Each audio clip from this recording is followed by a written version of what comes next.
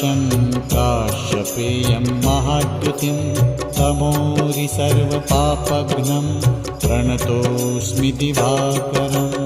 ॐ ह्रां ह्रीं ह्रौं स्वः सूर्याय नमः। ॐ ह्रां ह्रीं ह्रौं स्वः सूर्याय नमः। जपाकुसुमसङ्काशं